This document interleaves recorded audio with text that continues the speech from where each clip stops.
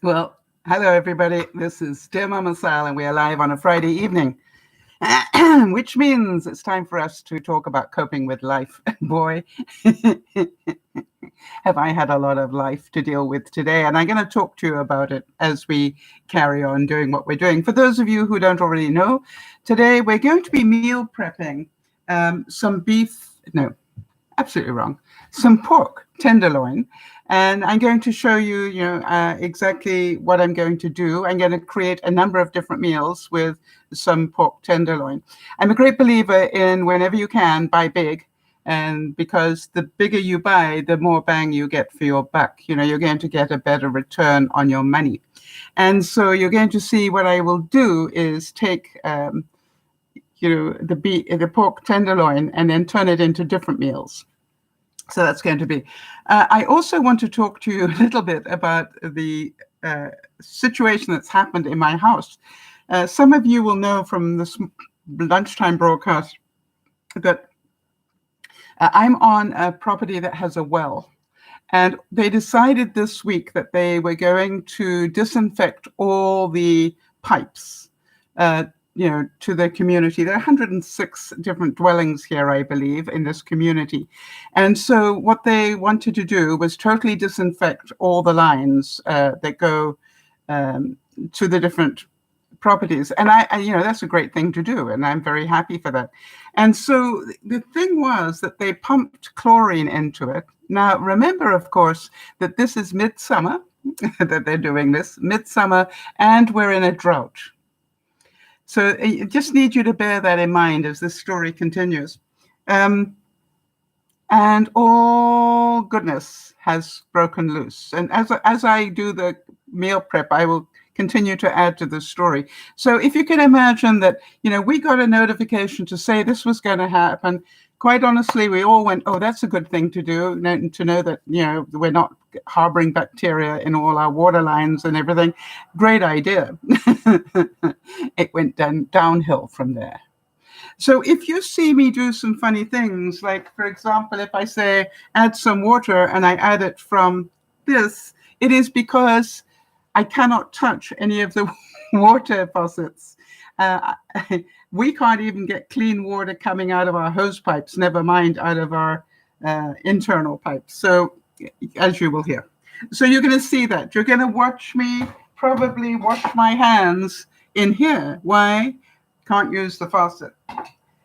But what I wanted to talk to you about, how many of you going, Sal, that's insane. Why didn't you just cancel the broadcast and not do it? Yeah, right. Where's the fun in that, people? How many excuses could have I given you about this one? I can't wash up would be one. I can choose how to see that. But you're going, all right, let's hear what goes into your mind when you hear, I cannot use any of the water in the system. What do you think about?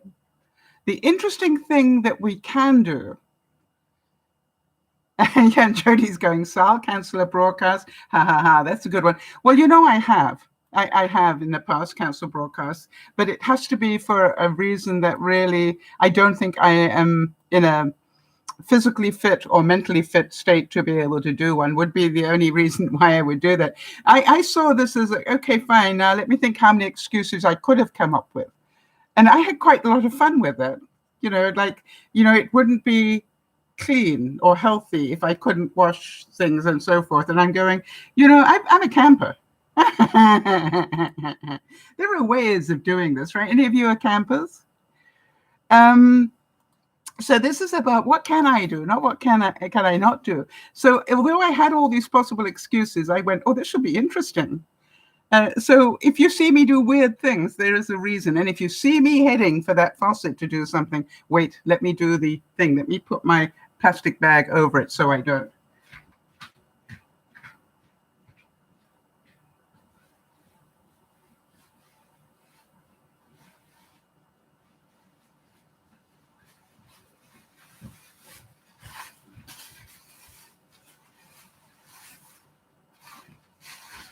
Yeah, because what I was saying at lunchtime was, so often we do these things without even thinking. So if I'm cooking, how many of you know I might automatically go over there to rinse something off, but I can't do it. Right. So hi to Izzy, Sandy, Jody, everybody that's here. Thank you for joining me, and I hope we have some fun tonight. Yes, exactly, Sandy. You do it automatically. You know me, I walk and talk at the same time and rinse things off, especially when I'm doing these cooking ones. So bear with me. So I'm going to start by just quickly rinsing my hands. I can't really tell you that I'm properly washing them, but I'm pretty sure you'll forgive me on that one. And then to say to you, we're going to have fun. Now, I'm thinking that I need something to put the dirty utensils in, right? Okay, we can do that. And I've got a bathtub full of water. I was prepared that I'm going to put some, not drinking water in. Hold on a second.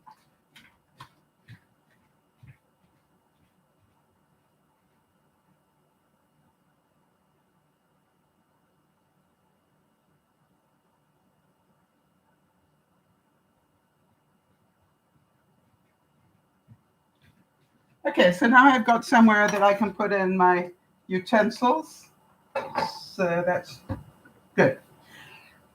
How many of you like pork tenderloin and why? And for those of you who might not know what it looks like, let me get it out so you can see it.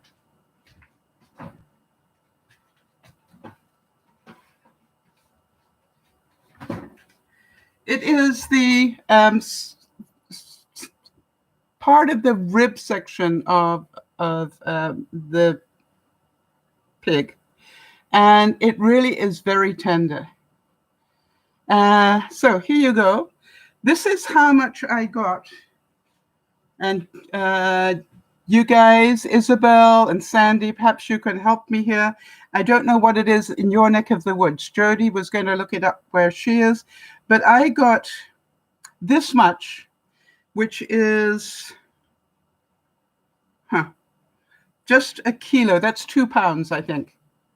2.2, just over 2.2 pounds of meat, all right, for basically $12.75 Canadian. All right. And so what I wanted to show you was what we can do with that much meat. So for basically, let's call it $13. All right. What can we do with it? Yeah, thanks, Jody. My mind has been on water, not on prices. And by the way, the interesting thing is that they said with the water thing that if we ran the taps for an hour, it would clear the chlorine out of the main line, and then we could start clearing systematically internally. And I'll tell you about that in a second. So we all ran the water for an hour, and then the pump to the well flipped a breaker. So we couldn't get any water at all. So this is like, we can't flush the line because and then we had to call the manager, who was not very happy because she doesn't live on site. And so the next thing we did is we got the water running again, and that was interesting.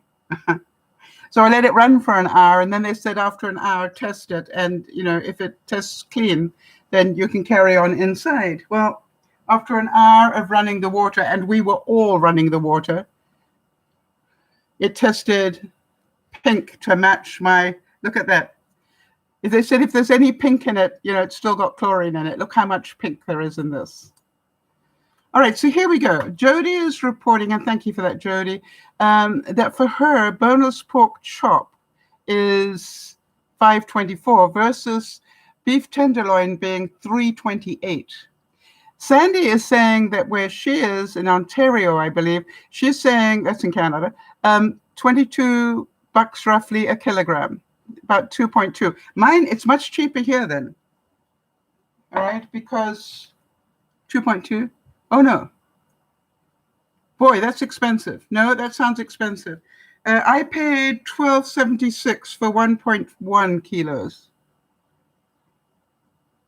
Yeah, have another look. This is pork tenderloin. All right, thanks, Sandy. What we're trying to do is get you to see that it's a good way to buy pork if you like pork.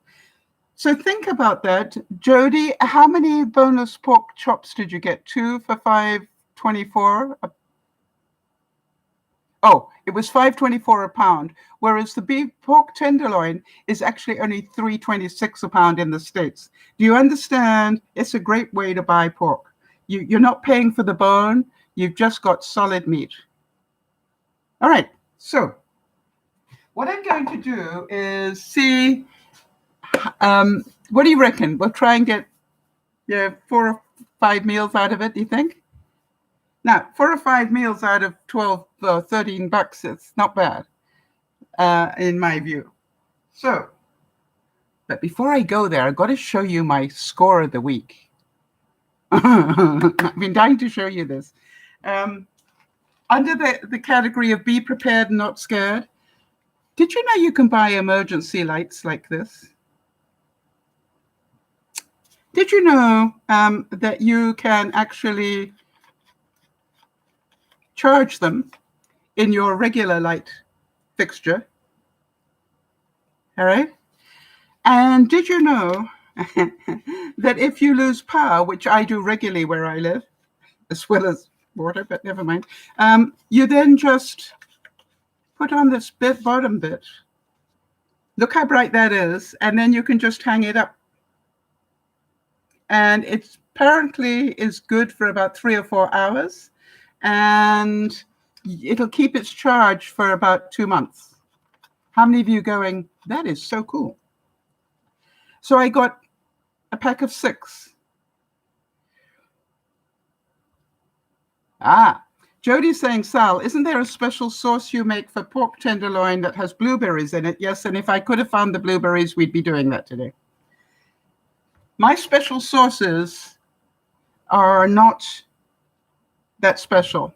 You know, you watch me make them every week. All right, so I don't want to leave this out too long in the kitchen. So let me just say, let's start with the first one. And what I'm going to do is, that's quite a big piece there. So I'm going to take that piece off and we'll work with that and I'll put the rest away again.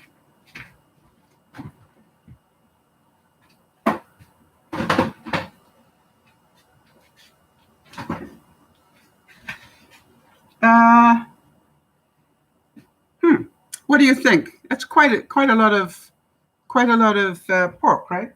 So what I thought I would do is I would actually cook this like a roast, you know, so I can slice it into nice little slices and make pork sliced and have it with gravy and stuff like that.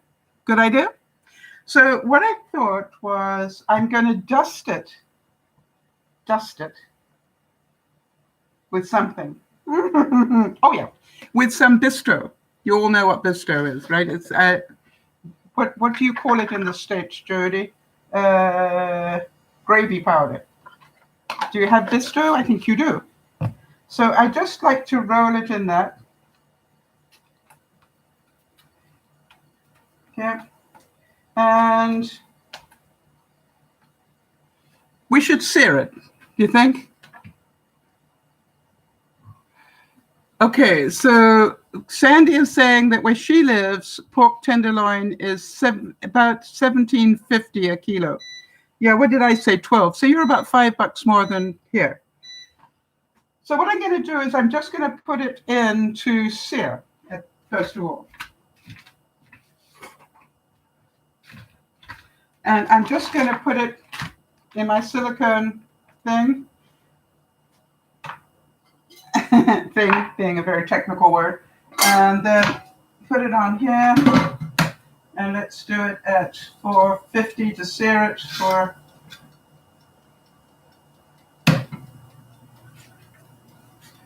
Please remind me to turn it over in a few seconds, okay? All right, so Sandy, but the idea that I'm trying to show you is if you compare, you're saying $17.50 roughly for beef pork tenderloin, and remember that it's got like 2 big pieces in it, how much for a couple of pork chops? That's what I want people to see. You are basically saving a lot of money by buying the more tender piece, but in bulk. All right, so we've got that one beginning to sear. And for those of you who don't know, that is a halogen oven that I have. And I'm using it today because it's less washing up. I can make it clean itself. So I don't need a big thing of water to be able to clean it later. As you know, that it's the cleanup after the broadcast that's really the time-consuming part of this. And that's good.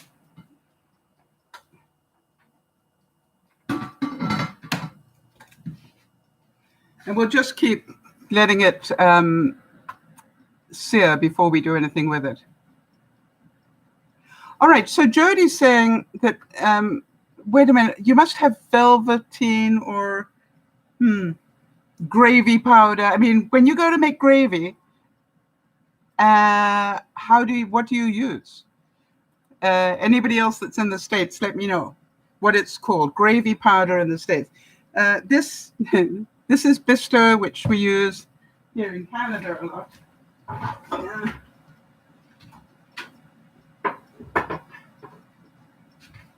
I'm not paid to promote them, but that's just it. Gravy mix. Okay, so you probably get it in bulk or something, right?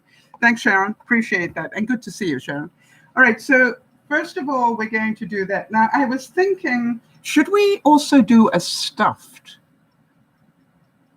What do you think? A stuffed one. So while that's searing, let's think. What should we stuff it with? Stay polite, people. All right, so Sharon and Jody are both saying that they use the pan drippings and superfine flour. Now, obviously, if you know how to do that, that is an awesome thing. I'm a big maker of my own gravies as well, but not everybody is. And so that's why I like to make sure they know that normally, you can buy a package of gravy mix. Maybe it's called just gravy mix in the States is what I'm thinking, right? Yeah, and a dash of glitter. Yeah, I've been doing Christmas cards. Dash of glitter is definitely in there. Right, now the second bit we are going to stuff, but before we stuff it, we got to think what we're going to stuff it with. What would you like to stuff a pork tenderloin with? You see, because I'm going to do probably 2 of them stuffed. This is such fun.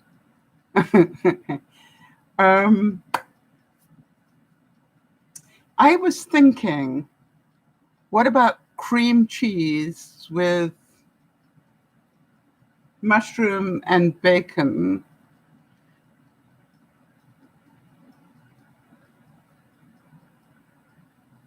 What do you think? Does that sound tasty? Any of you going, oh yeah, I think I like the idea of that?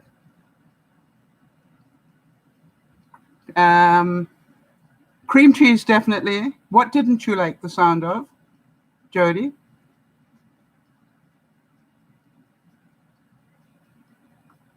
Bacon for the win, absolutely. I think so. Now, I haven't got bacon strips. I've got some bacon bits that I thought would go nicely with the cream cheese.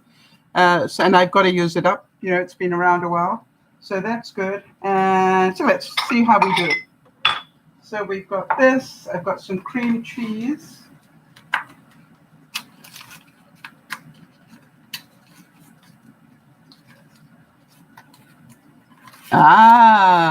Jody typed it. All right, so you don't have a problem with the mushroom as well as the bacon.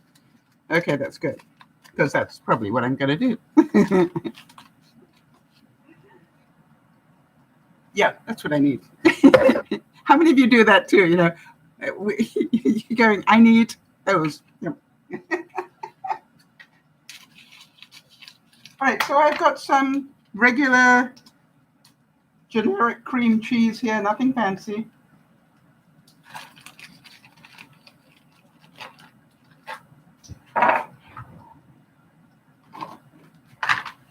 Okay, and I'm just going to put that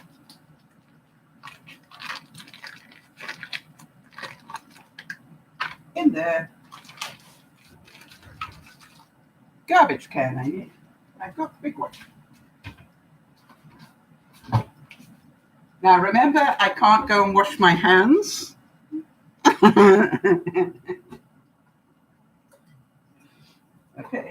I can make a plan. Happy camper. All right, so we're going to take some cream cheese.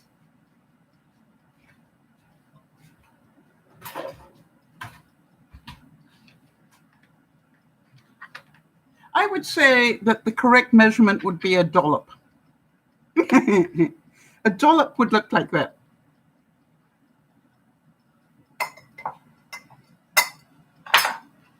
Okay, and to the viewer who wrote to me and said, watching me do cleaning videos is the most entertaining things. Should you make cleaning look like fun? I thought, how kind of them. Thank you.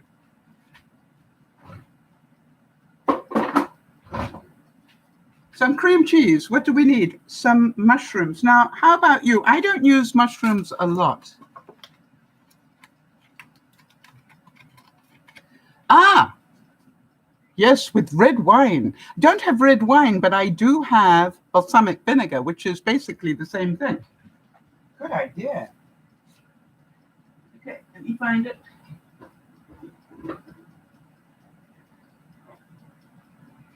Got to open a new bottle. That's a really great idea. I love that.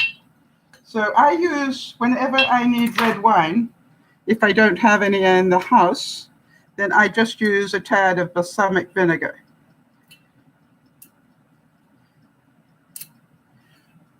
Which is a very easy idea. So we're saying some sort of onion thing, leeks or onions or something. That's a good idea as well. Okay, let's do that. So I've got a tad of, this is balsamic vinegar of Moderna. I love that stuff. So I'm going to pour some in there. It's going to taste so good already. All right, and we're saying, now I wanted to talk to you about the mushrooms. I don't use mushrooms very often. So what I do is I buy my mushrooms dehydrated, or I dehydrate my own. And then whenever I want some mushrooms, I just either put them in water and turn them back into mushrooms, or I put them in as they are, like this. Now we've got some liquid here, which is the balsamic vinegar. So that's interesting. Jody's saying, when I talk about balsamic vinegar, Jody thinks of Manon. She's our viewer in France that's an expert on balsamic vinegar and oil and olive oil. So I'm just going to take, a few of these dehydrated mushrooms. And I'm also going to take some dehydrated leeks from my garden because, all right, leeks are just like an onion, same sort of thing. So I'm going to add that in. I'm just going to break it up a little bit. We probably need some salt and pepper, right? So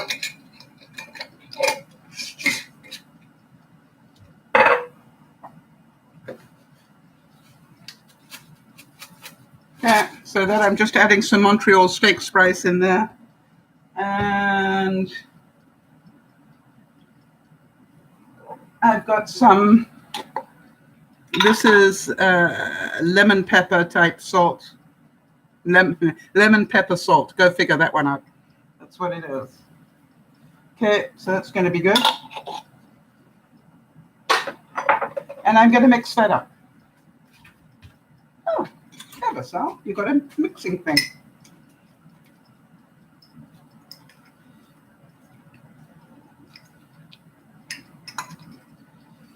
Now, would you add anything else? Did we come up with anything else that we should add? Did I miss anything out? We said we would do, bacon bits. That's right. So I'm just going to mix this all in before I add the bacon bits.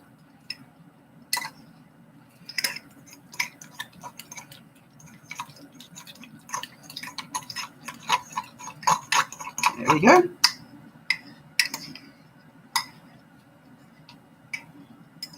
Smells good. So there we go, mixed up, and bacon bits. There we go, some bacon bits. That goes in as well. Don't need too many because, you know, we've got the taste of the pork.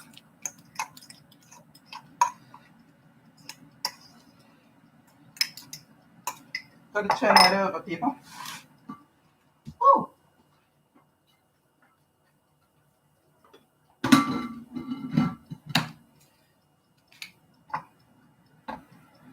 Okay, and quite honestly, it's roasting like roast pork. So I think what I might do is just let it do that because I'm flexible, that first piece. So I'm going to put the thermometer in it.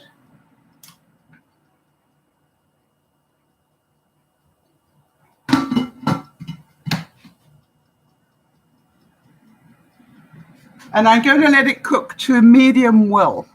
All right, and that would be 165,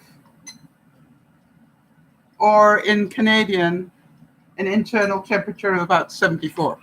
No. Yeah. Okay, so 165 Fahrenheit is what I want the internal temperature to be of that. So, next piece. Oh, let's stuff this one next because that's the one we're going to put in.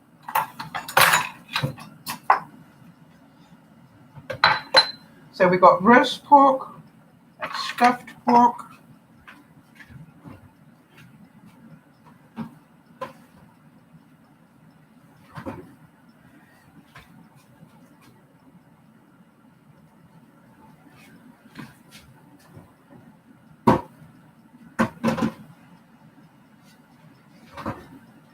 and quite honestly, all I'm going to do is to cut this along the center, like this.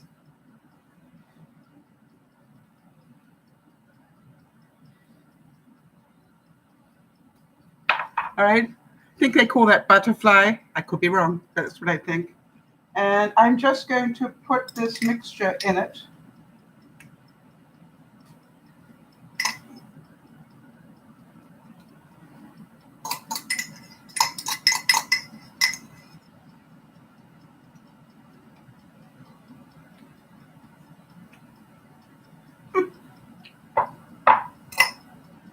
And then I'm going to close it out. Now we got a number of, normally I'd run to the sink, but you know, I can't do that. We've got a number of options here. You could use string, you know, special baking string, or I'm just going to use toothpicks for mine. And I would recommend the better quality ones because they will hold. So,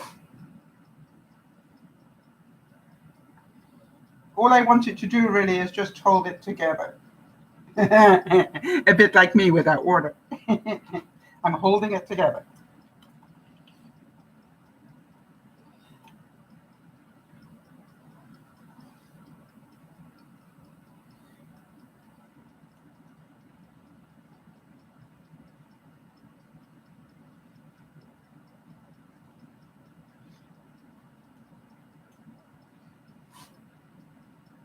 And I'm also just going to connect the end a bit just so that all the cream cheese doesn't run out at the end too much. I'm thinking, what should I sprinkle over the top? Paprika, what would you put over the top? The chances are I might have it. I want to tell you, I'm looking forward to that. And by the way, that is, I don't know about you, but that is enough for 2 meals for me. Not 1, 2. So we've got at least 2 meals there, another 2 here, and we've still got, that's only half of it. So give me some ideas.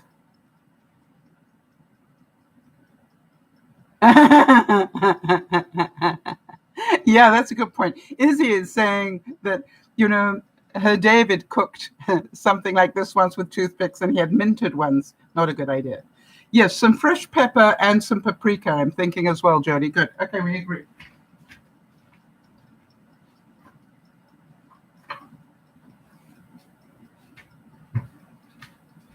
So, for those of you who need it, we're going to sprinkle some of that over it. And that has a bit of a kick to it, people, just if you don't know the paprika taste. Let me wash my hands again. And fresh pepper.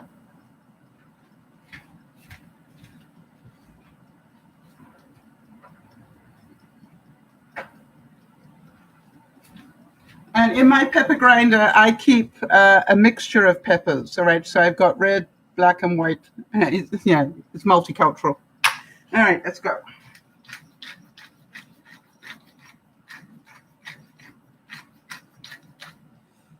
Good. And this pork, the first bit I put in, because it's the halogen, is nearly cooked already. Isn't that awesome? I'm going to turn it over one more time, but it's already almost at cooked temperature. And then we'll put this one in while we talk.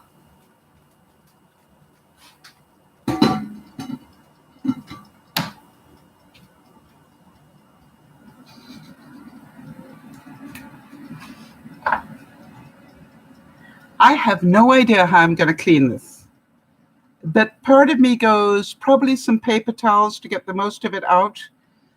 And then when I've got everything I can out of it, I will then take a little bit of water and just soak it tonight and hope that sometime tomorrow I get water back that I can clean things with. Mind you, who knows how long this could be. And in the meantime, I'm going to put this in there.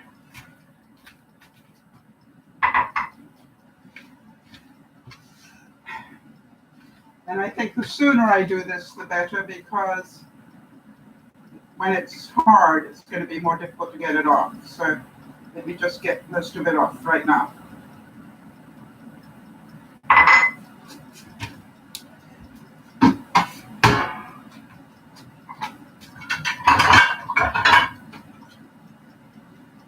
And I do have some water in my sink there, so I'm just what I call soak washing things at the moment. All right, 2 down. Now, the second one, how about if we stuff it with fruit? I was thinking maybe apples and prunes and maybe some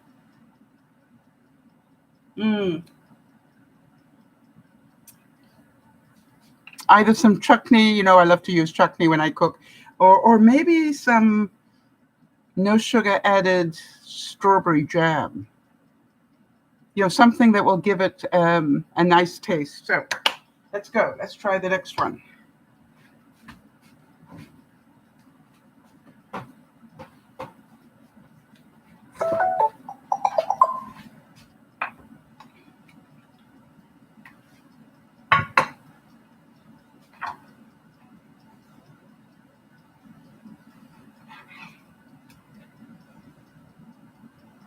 That's good. And I put that away again.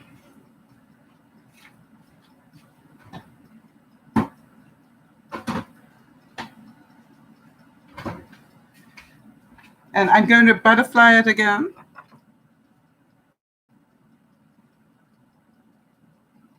This is a little bit smaller than the other one.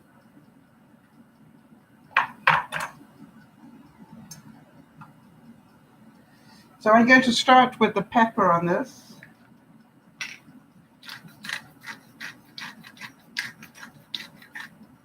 All right, so what is apple and chutney? Yeah, I think it's a nice combo myself. I've got an apple here somewhere. There we go, there's my apple. So I'm going to core the apple, just down the center. I normally fail at that miserably, so I'm sure you'll bear with me.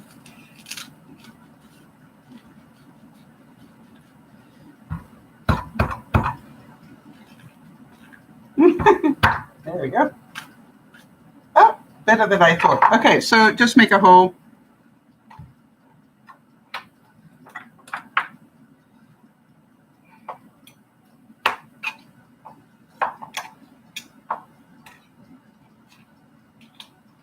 Come on, come out.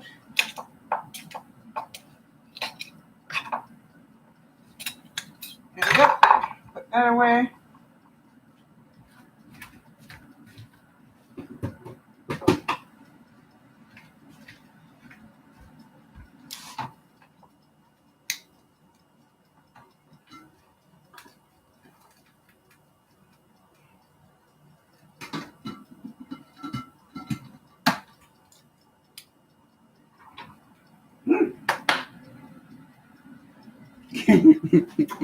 that stuffed one we did. Smells good. Okay, so what are we doing? We've got two ways of doing it. We could do it with prune and chutney inside and then grilled apple on top. Or we could stuff it with apple and prunes and chutney.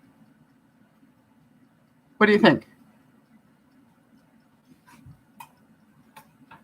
Or both? Actually, both would make a complete meal, really, if you think about it. So let's do that. I'm going to chop up a little bit of apple.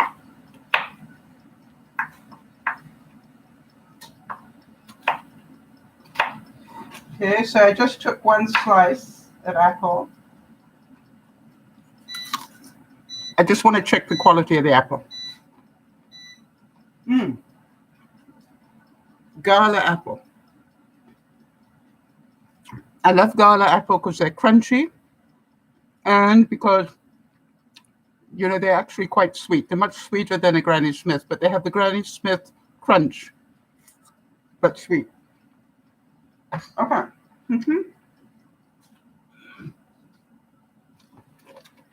Prunes.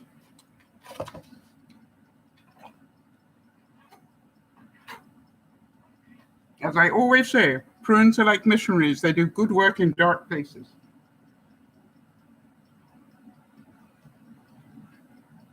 So every now and then, cook with some prunes. They taste great, especially with something like this. I try to make sure that I eat, 3 or 4 of them at night. When, in the evening, when I have my cheese and crackers, I normally add a couple of prunes to it. So there we've got that. What was the other thing I was going to add there?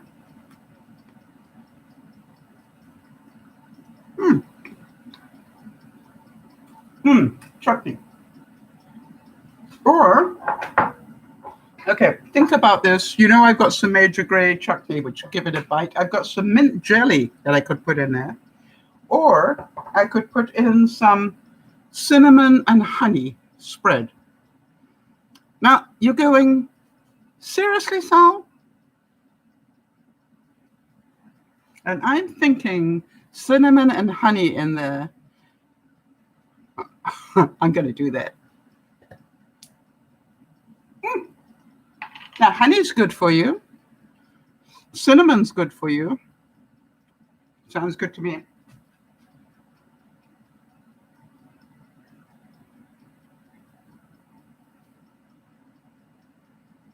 we go.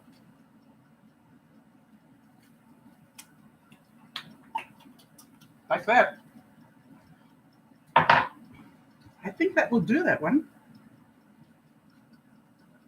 So now I'm going to take some toothpicks and try and stretch that around again.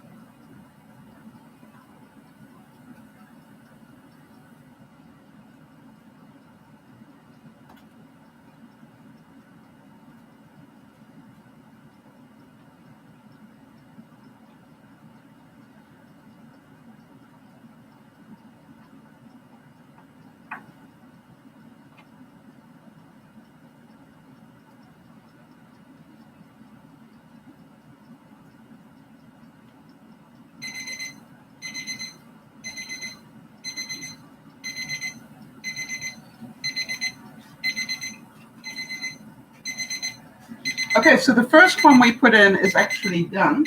So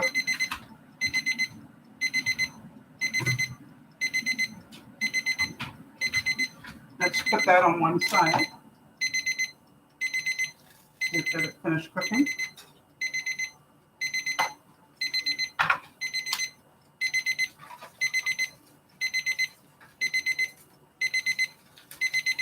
Gotta get the crumb out, huh? Hang on a second.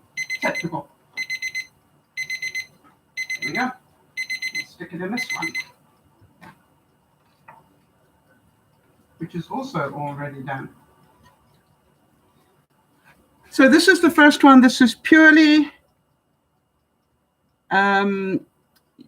roasted pork, all right? And how many meals, depending whether you live on your own or with somebody else, for 2 people, quite honestly, that's probably enough. Yes, I agree that the molasses mustard would be a great idea, but I used that last time, so I was trying to change it up a bit. So I'm just going to let this cool. Not quite sure where, but I'm going to let it cool. Oh, over here would be good. Let's cover it.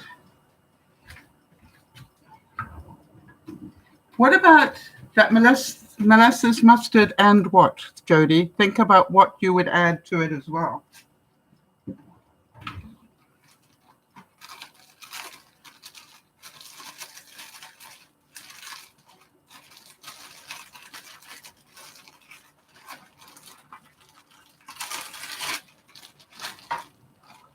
Okay, yeah. All right, so I've got some of my silicone things, that I can just put over the meat rather than use plastic while it cools. I've got to stick it in somewhere. Hello, where are you? Oh, okay, here we go.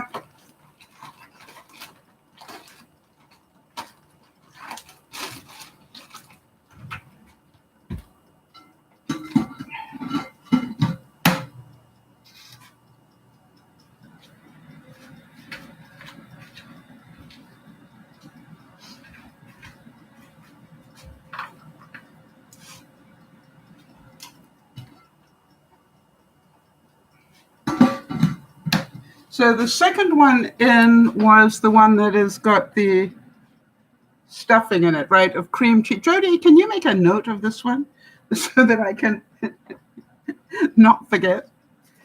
The second one was the cream cheese with mushroom and apple. All right, the third one, because we're on a roll now.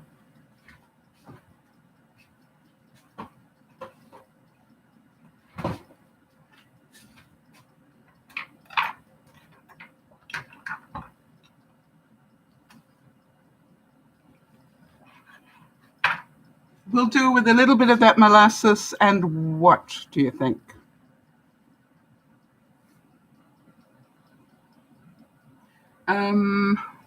Tomato? Oh, right. The last one goes back in the fridge.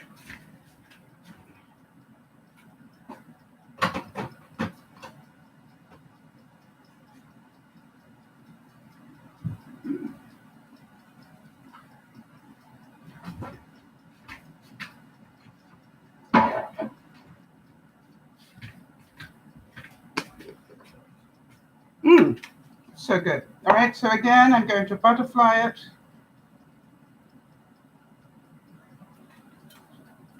And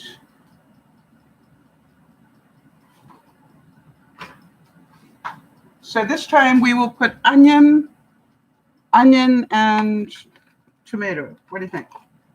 So I've got a couple of tomatoes that I need to...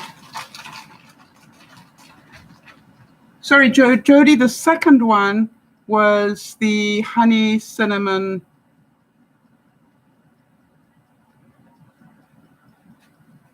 something. What do we put in with the honey and cinnamon and...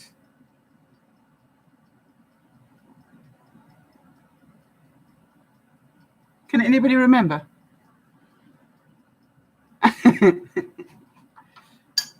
Okay, so let's put some tomato in.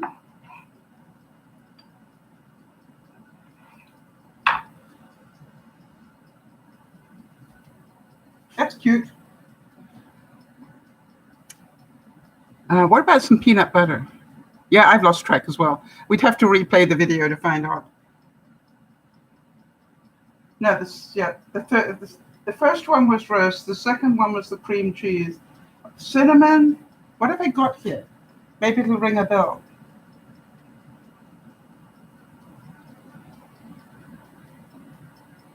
Can't remember. Never mind. It'll be fun to find out when I go to eat it. So we're going to put some of this incredible mustard that Jeannie sent me. And I'm deeply concerned because Jeannie says that she has sent me more and that, oh, we had something with bacon bits. Yes, apples and prunes. Thank you. Thank you very much, Sharon. Yes, the second stuffed one was with apples, prunes, and what?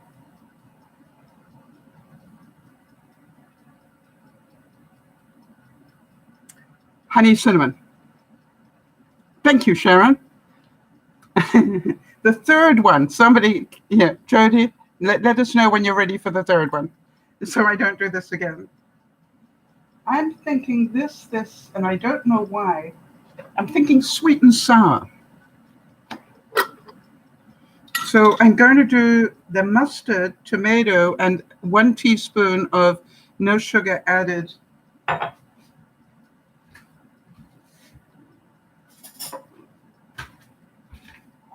strawberry jam.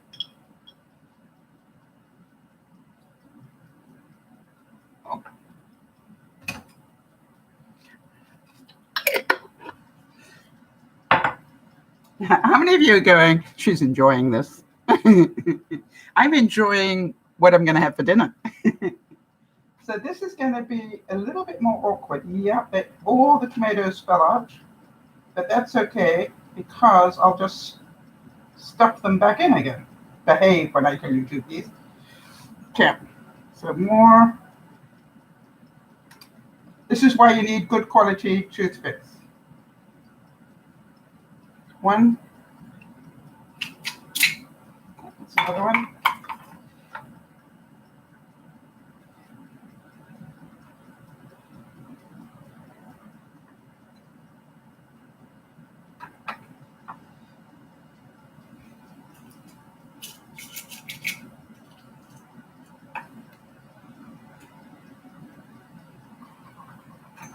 Now, a lot of the jam squished out.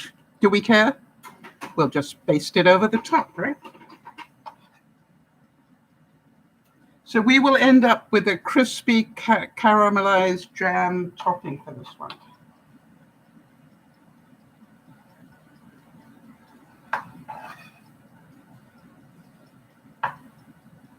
So that's our sort of sweet and sour version. Okay. So this one, the second one, is doing well. I'm going to move that along.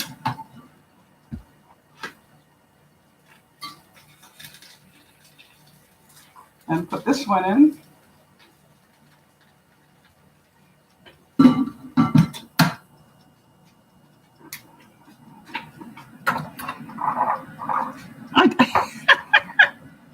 The kid in me loves doing this for you guys. And for the last bit, what about we do some kebabs, right? So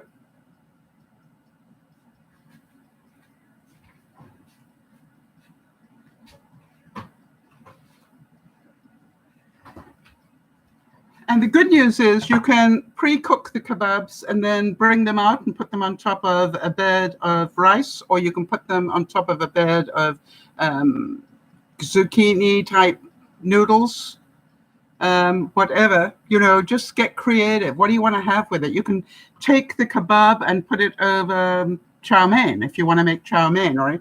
So what I'm going to do is just cut this up into cubies.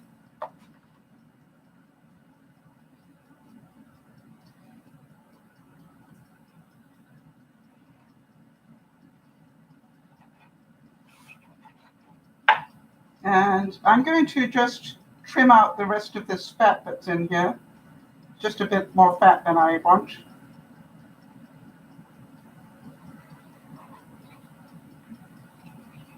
There we go. Take that out.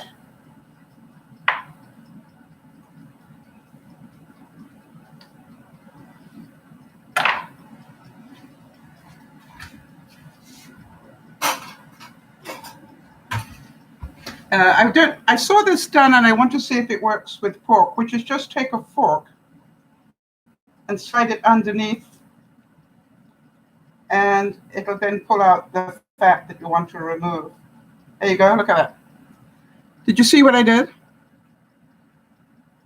And it took nearly all of it out in one go. Just take a fork and slip it underneath this and just pull it out. Okay, that's pretty good.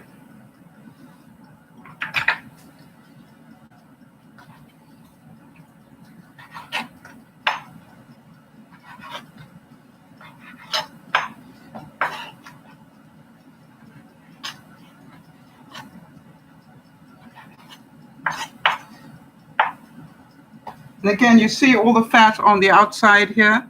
I'm going to get rid of that. I don't need that in my life.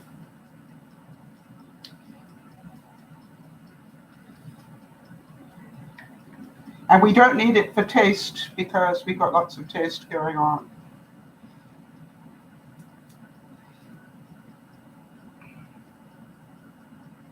Yeah.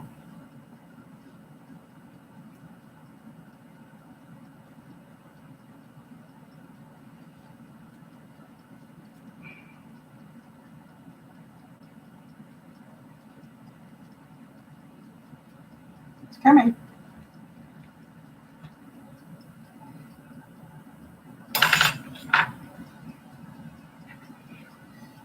Okay, that's good, that's good. Don't want that, cut that out. Good. So,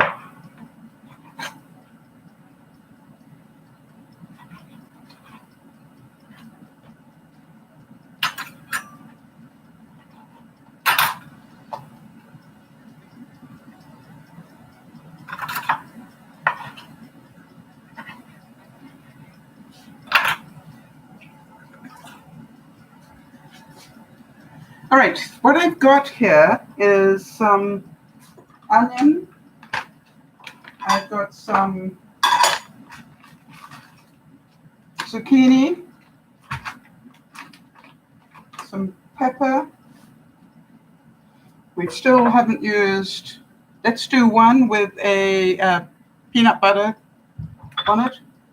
And we'll do another one with some mint jelly just to see what that tastes like. I've never put mint jelly on, but the way you find out. Oh, we've also got some fresh tomatoes.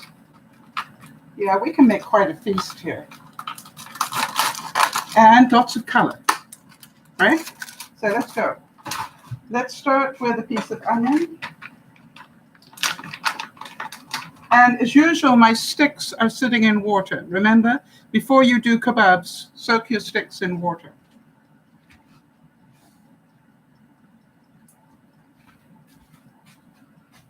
So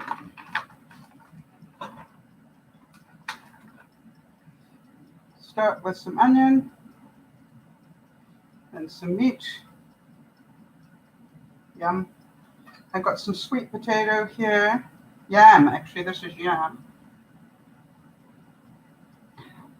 Very hard, isn't it? Oh, I just broke the stick. It's clever. No, we're not using yams. They're too difficult. So we'll use sweet potato. I know I've got that here somewhere.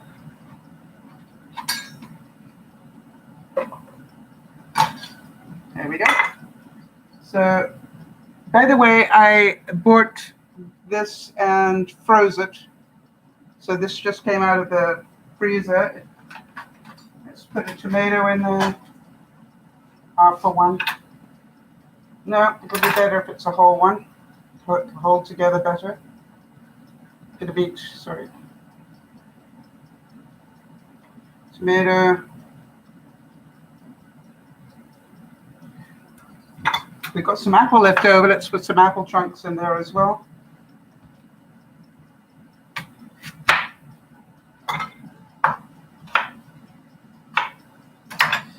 Okay, sweetness. There we go. A bit more meat.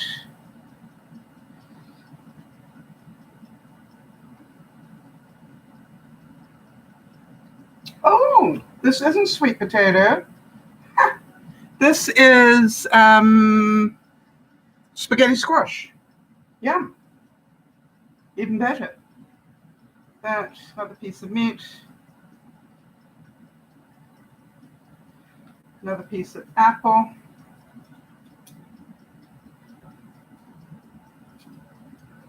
Go.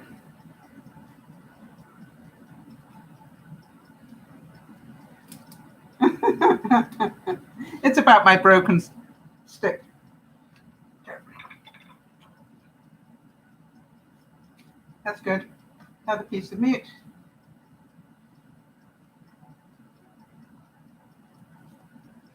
Another piece of onion.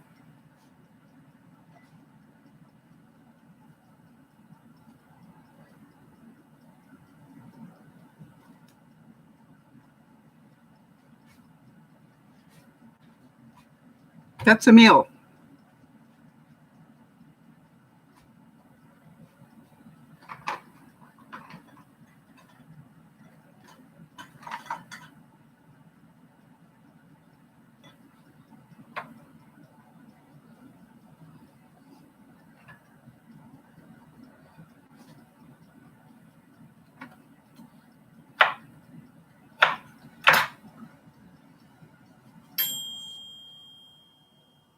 Hold on a minute. I'm busy.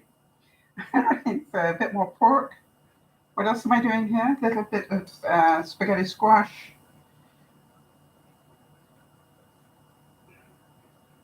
A bit more meat.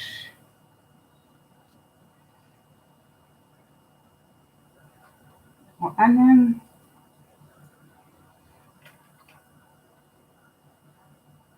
This one's going to be a bigger one because it's not broken. Oh, tomato. Yum. Okay.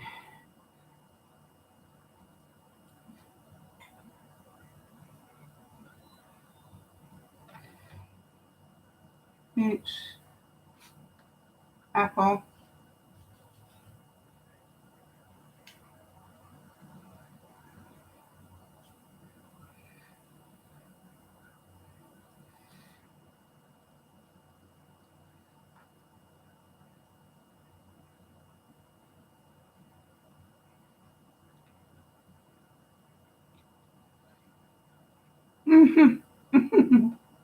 Another bit of apple.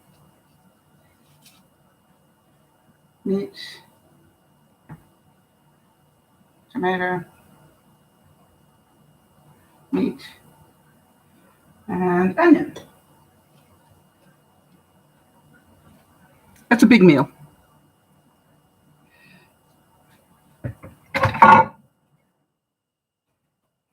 Oh, yeah, so some hard cheese, like Parmesan or something. What would you put in? What sort of cheese? Good idea. If I had more, we'll do that for next time. What a great idea. Some hard cheese that doesn't melt easily. So give me some ones that work. All right, so now we know that we still need a bit more time on that second one. I'm going to turn over the third one. Quite a production line here.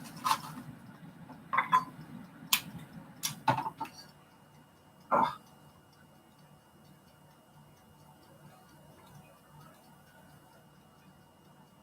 They're looking good, guys. And then I'm going to make a quick little sauce with some peanut butter.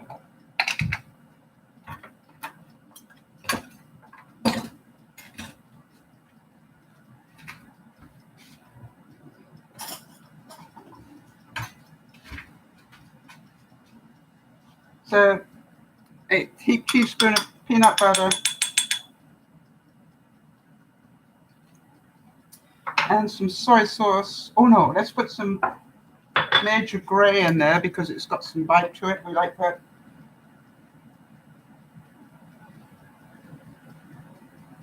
Okay, a little bit of Major Grey and some soy sauce.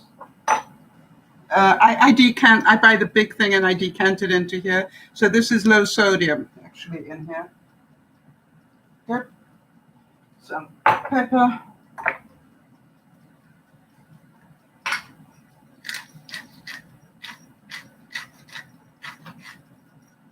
And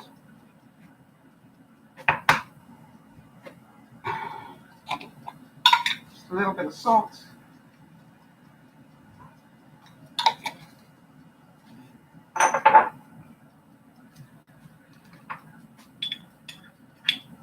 Actually, you just need to watch my body language. You know what I'm going to do next, right? If I'm going to stir or pick something up or whatever. So very simple, all stuff that you've probably got in your kitchen. Nothing too clever, but you know, it's how it tastes. That is the whole thing. All right? So let's go. We'll just put that on top. A little bit there.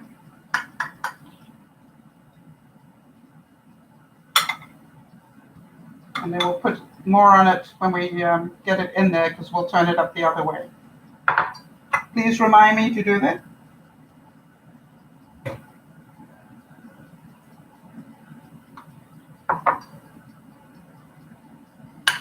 Okay.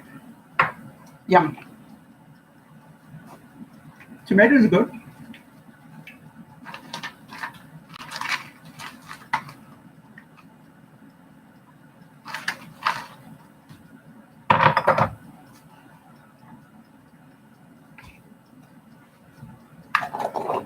All right, so we're just about done. Let me continue the story.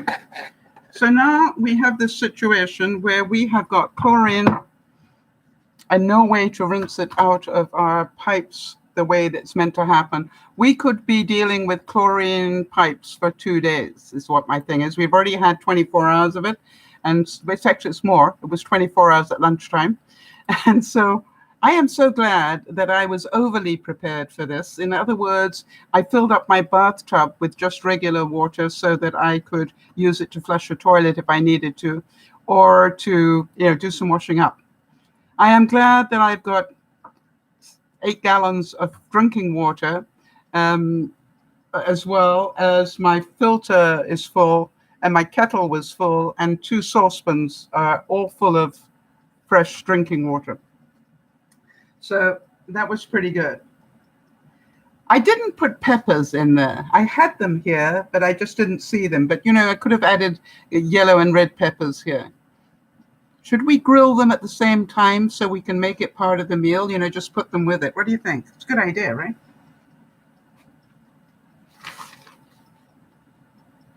All right, so the second one is now ready.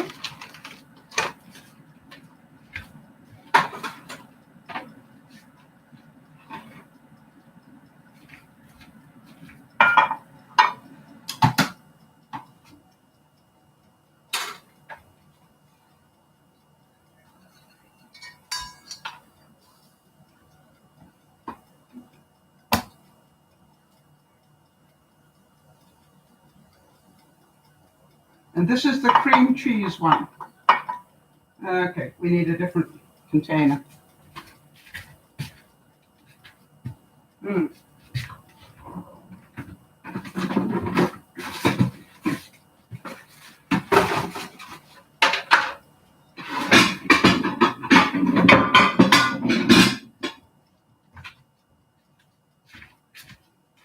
I was just about to rinse something off, and I didn't. Okay, so this is the cream cheese one. That looks really good. And this one is the roast one.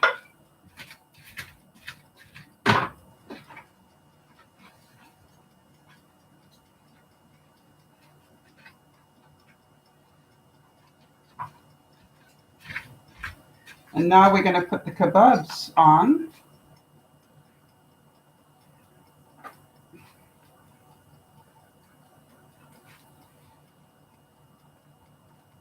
In the center here. It won't take very long. And we will put this probe into the third one.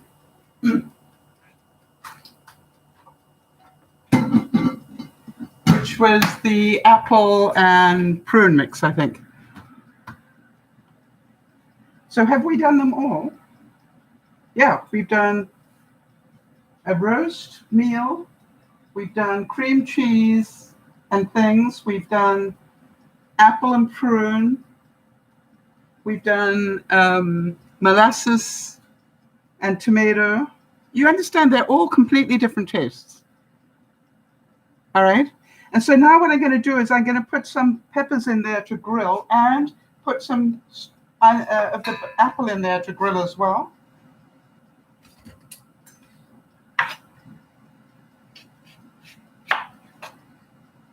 I love grilled apple. I think it's wonderful.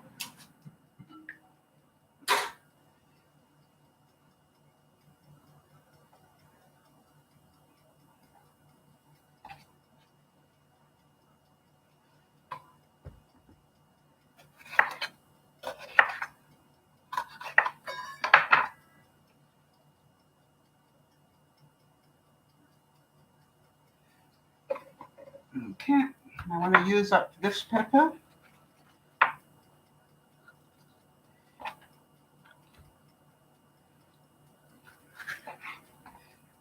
Put that on.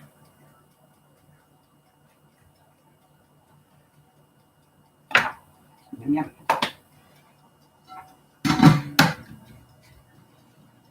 All right, now let's try and work out how many meals we actually created. We know the roast will probably cut into about at least 2 meals, maybe 3. The little bit that we did for roast, right? We've got at least 2 out of that stuff, that first stuff one, because it was a big one. So that's, let's say 2, 4, 5, 6, 7. I would say 7 or 8 meals for $12. And leftover vegetables from my fridge. What do you think?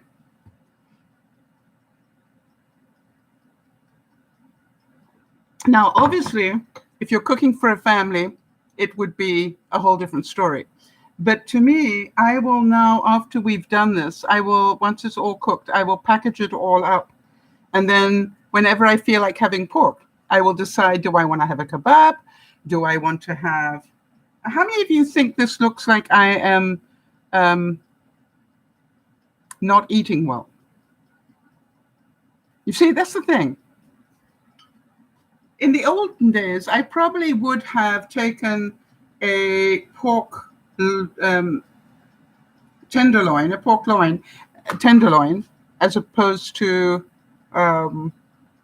you can also get a pork loin and do a lot with it, but it's not as tender as the tenderloin, as the name suggests. However, don't overcook it. All right, don't overcook a tenderloin. Sort of let it get to medium well, and then let it cook out of the oven to do the last bit. All right, it keeps the juices in, and don't be limited in what you can stuff it with. That is the other thing. Don't limit yourself.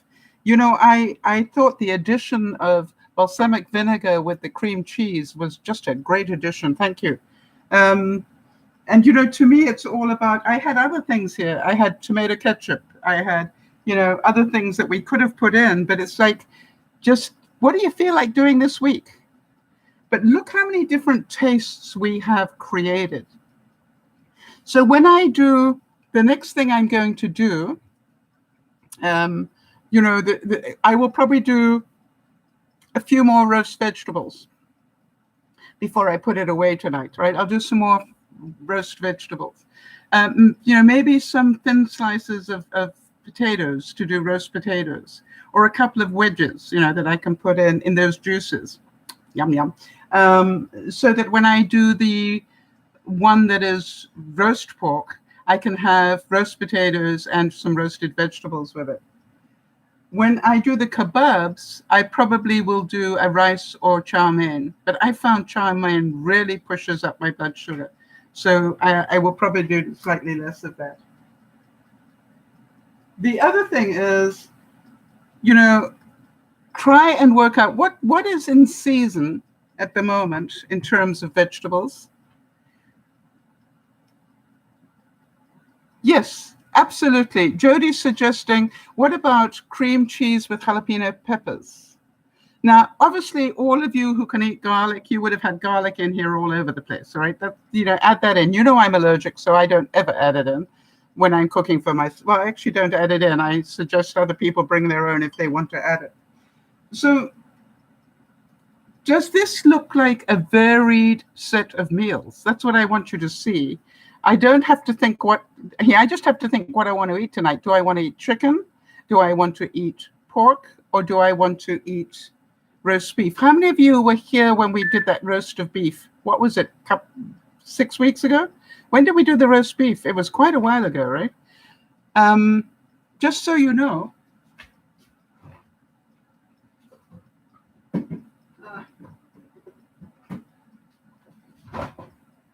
I am still eating that roast beef. And this will be my lunch tomorrow. It is a slice of that roast beef with that crusted molasses, what do you call it? Mustard on the outside. All right. Really, I will have that cold just as it is. I'll cut it up with my lunch tomorrow. And I want to tell you, so tasty. You have to get the molasses out of your teeth afterwards. But other than that, so tasty.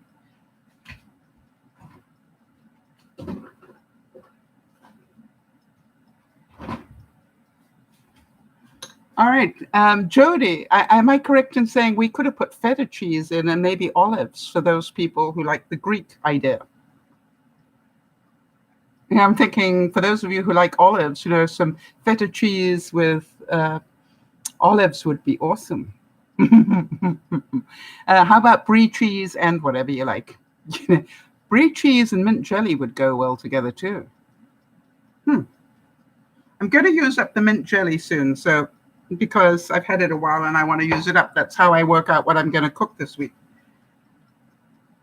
Okay, I can put in what's left of the, yeah, that's going in as well. This is the spaghetti squash. That can go in. Start cooking.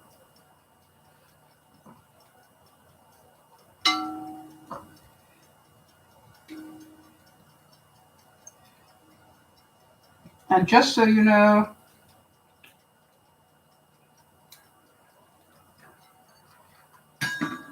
this one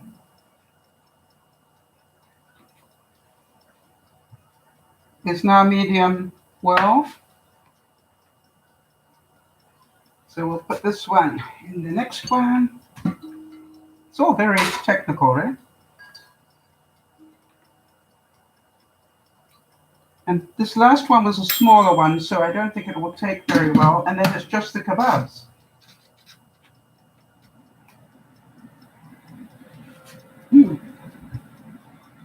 I think that's a prune and apple one.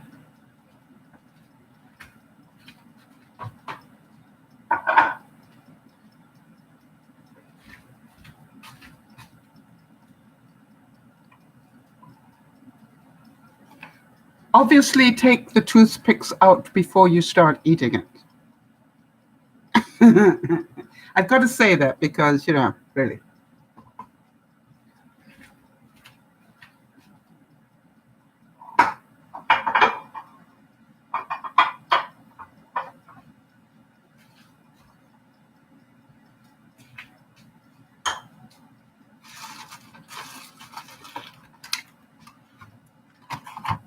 So let's go back to the original problem. Let's go back to, there I was working on what I was going to cook tonight, thinking I would have full use of water for washing up and cleaning up, that everything would be back to normal. And then I found out, no, I will have no water, not only not for tonight, but I will have water. We are allowed to flush our toilets. But I also thought, let me think about the cleanup. How can I do cleanup easily? You see, once you know there is a problem that is beyond your control, like in other words, I can't make the water not have chlorine in it until we can run it freely. And that probably will take a day or two yet. So then I started to think, and that's what I want to encourage you all, not to get overly emotional about it, right? Think like a lawyer. What are the facts? The facts are you can't do it. You can't wash up easily. Can I wash up? Yes. After we finish the broadcast, I will rinse everything out in the water that I already have in my sink and get most of it off. I will scrape off, obviously, whatever I can into my compost bin. But, then I will rinse off as much as I can in one bowl of water and get as much clean as I can, put it aside, and then I will empty that water down my toilet. All right? So that it acts as something to clean the toilet and makes sense. I know that anything that I take off the plates here can go down the toilet, right? And so then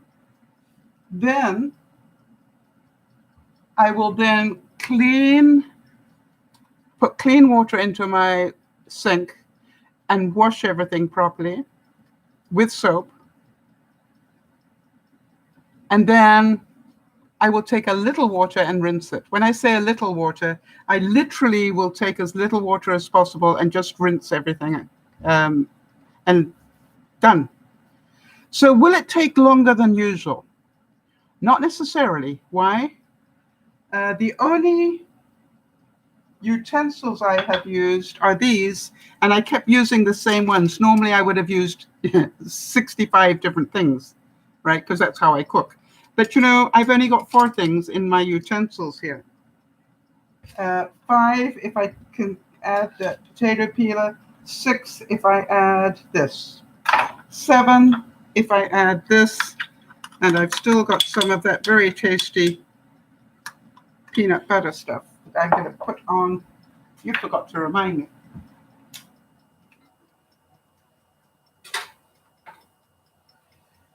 You're going to turn the kebabs over.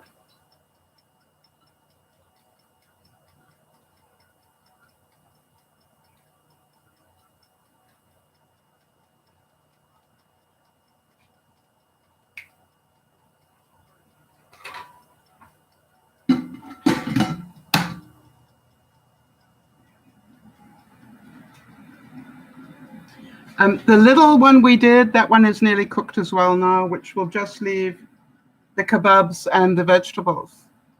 How easy was that? Seriously. And we've done this in under an hour and a half. And we have got, what did we say? 1, 2, 3, 4, 5, 6, 7, 8, 9, I would say 10 meals, which means a month's worth. Every time I think it's time for pork, I've got choices. Do you want to have stuffed pork? Yeah, which one? It doesn't matter. Have one of them. And, the thing is, I will slice those stuffed ones tonight and put them in baggies so that I can pull out one portion. Does that make sense? Makes it quick. You don't have to overthink anything. All I need to do is maybe add a few more vegetables to it. I was proud of myself this week. I actually bought frozen yam fries because I felt like fries, and I'm going, that's not really good for you, but I'm going to make some tonight before I put all this away because the Halogen makes great fries. And I will probably do a little bit of broccoli and cauliflower as well. And then just bag it up, and there we have it, all right?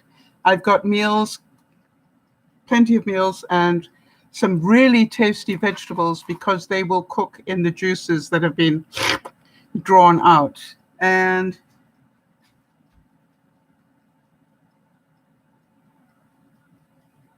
there's not a lot at the bottom because pork does not have a lot of fat in it, as you know. That's what makes it healthy. But I was just looking to see the juices. The juices are looking really good in there.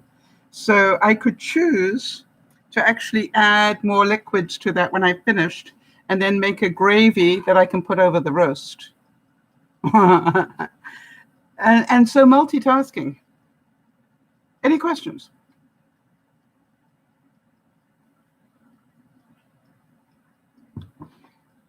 $12 meals. It's $1 a meal. Right, Jody's saying this prep frees up time during the week. It's a smart investment of time. Unless you love spending a lot of time in the kitchen, and you still can, all right? But you can spend it making a salad to go with it or whatever. But what I'm saying is these are meals that if you work, for example, you can just literally get out of the freezer and just heat up while you are, doing something else. Put it in your toaster oven at 350 for 20 minutes, and you will have a meal that tastes like you spent hours cooking it. That's why I do it. You see, I like to eat well. How about you? I don't like to spend a whole lot of money, but Jody, you also do the same thing, I've noticed, right? You like to eat well, even though you're on a very tight budget. And the question is, how creative do you want to be? Because if you're creative, you can do it. And especially if you start off with a good piece of meat, that's going to help you create that. So my question to you guys is, what would you like to see me cook as a bulk thing next? We've done recently, we did prawns, right? 1 week. We have done turkey, I think. I've got another turkey breast, because I love to buy the rolled turkey breast because that's great for meal prepping. I just roast the whole thing. We've done quite a few things now. So anything in particular you'd like to see me do? Stuffed burgers. You did ask for me to do stuffed burgers. So we'll do that next time. I keep saying that, but I keep forgetting that. So I gave that. Jody will put it down and bash me over the head with it all week. Remember, you're doing stuffed burgers. Right, Jody's saying she now has a respect for food and enjoy the challenge of eating well on a shoestring budget. Yes. And that is what I wanted to show you. Just because you have a shoestring budget doesn't mean you can't eat well. It means get smart. I check every week what's on sale. All right. I want to know what's on sale, not because I necessarily need it, but spare ribs we did as well. Spare ribs were on sale again, but I had just used my spare ribs. So I'm going, now I'm not ready for more spare ribs. They're not going to use up space in my freezer yet. But I want to tell you that any minute now, there's going to be a really good deal on spare ribs, because we're going to be getting closer to the end of the barbecue time for people, in which case there will be still a glut of it left and they'll want to get rid of it. So that's how I shop, right? Think about that. By the way, I don't necessarily buy a whole chicken because I don't like dark meat. I'll use it up if I end up with some for some reason, but I don't particularly like dark meat. So to me, it's almost a waste of my money if I buy a whole chicken, because I know what I'm going to enjoy is the breast. I would rather buy a whole turkey breast for the same price, maybe a bit more, and then know that I'm going to enjoy all of that. Rather than buy 2 chicken breasts, because that's so expensive these days, right? A whole turkey breast is a much better bang for my buck. Now, if they do a bulk sale at your local supermarket for chicken breasts and they've got 8 of them for some ridiculous price, buy them. I bought a whole box of them at an incredible price, right? And so to me, that's a smart way to buy chicken. I buy a box of for me to buy a box of breasts is not a waste of money. I will use those up. Jody's saying we buy prime rib at the end of the holidays when there's so many left over and the price is 1/3 of what it normally is. That's the time to buy turkey. That's the time to buy prime rib. that is the time to buy prawns and stuff. After every holiday is a great time to do bulk buying, Jody. Absolutely. I haven't had prime rib in the longest time.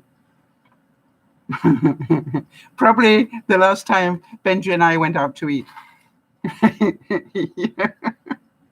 Because when Benji and I go out to eat, he always takes me somewhere where I can get the best possible beef. Now, I got very good news for you. I'm going on Monday. I am going to see Dougie's new house that he bought about a year ago, because, I haven't been able to go and see that. And now everybody is clear. Everybody's had their vaccinations. Everybody's clear enough that we can get together. And I am so excited to do that. But, there's part of me that's a little scared as well. I've never been to his house. Will I get lost on the way? Whatever. But I'm very excited. And then Tuesday, I've got the day off. Wednesday, all the contractors are coming back. And by the way, how many of you remember how stressed I was about the contractors coming on Wednesday? And when we talk on Sunday, I will let you have the reality of what happened that day, because it was very interesting. I was prepared for major stress, and see how much of it was of value to me. And then on Thursday, the local girls group here, of neighbors, we've got this little pod of women. We're going to have our get together. We go out to lunch together. About once a month. We just all go out and have lunch together, where we can, do whatever, say whatever. And it's just such fun. So we're doing that. And then we're getting close to the 10th or the 11th. I believe that Betty Ann's daughter is going to be visiting again as well. And I got invited to her birthday party, which is very nice. We're not sure when we're going to hold it, but I'm very happy about that. So it's like, it's starting to get busy again, and it's great. I'm happy. And I met a new neighbor today because, this was another situation where something is happening to the whole community. And of course, being who I am, I went out and started to ask people, do you have enough drinking water? And then somebody rolled their eyes at me and said, well, if they haven't, they can just go up to the store. Thank you, Jody. You're right. They can just go off to the store and buy some. And I'm going, why? If I've got extra, why would they need to buy it?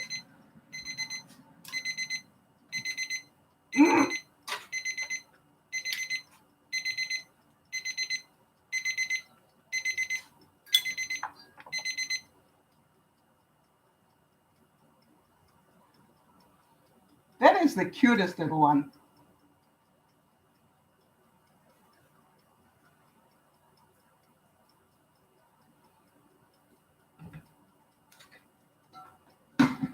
And now I'm going to put it up to full heat to crisp up the vegetables and the kebabs. Because I'm pretty sure the kebabs are just about done. Thank you, Jody. I appreciated that. So this was the last one we did.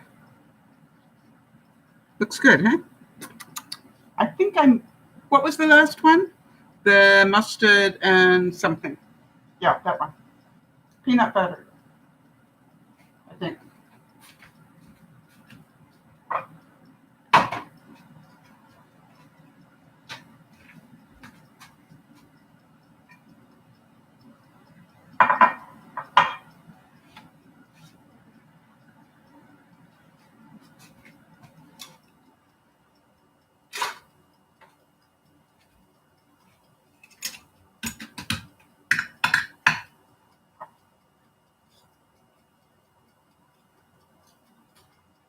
Oh no, the peanut butter was with the kebabs.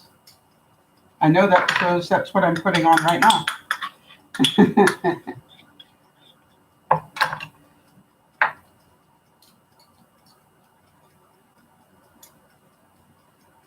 Yum.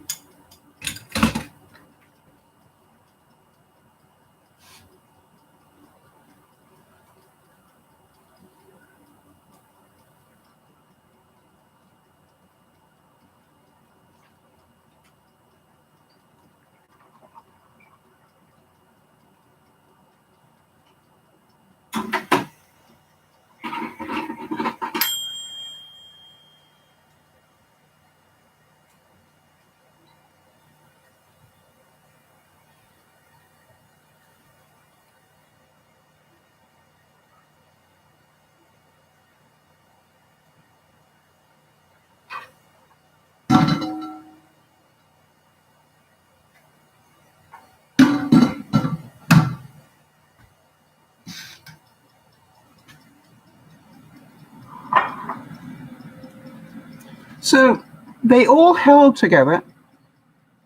It wasn't mustard and peanut butter. I was wrong, Jody. I was wrong. The peanut butter went on the kebabs. So they all held together beautifully. And just again, as I said, just before you serve them, obviously take the toothpicks out. I will take the toothpicks out before I freeze them. I will also, the ones that I think are big enough, I will cut them in half or even into slices before I freeze them. I'll let them cool first. That one, I'm probably going to eat it just as it is tonight. And that is the one with the mustard in it, I think. And I'll find out what the other thing was when I eat it.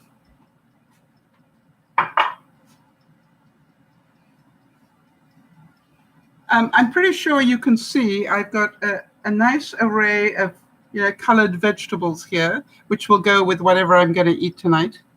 And I've got vegetables and grilled apple. So that gives me, the taste of peppers, of grilled apple, and of spaghetti squash. Really, cutting up spaghetti squash into little cubes is not a bad idea because it makes it easy to cook. I just literally took it out of the freezer, put it in some water to thaw it, and then I just grilled it. So that's another idea. I didn't use the yam because it was too hard for me to put where I wanted to, but I will cook that up again when we finished all of this. I will cook that up, just grill it and let it cook, and that'll be a nice addition for when I'm actually eating that roast pork meal. And we are looking good.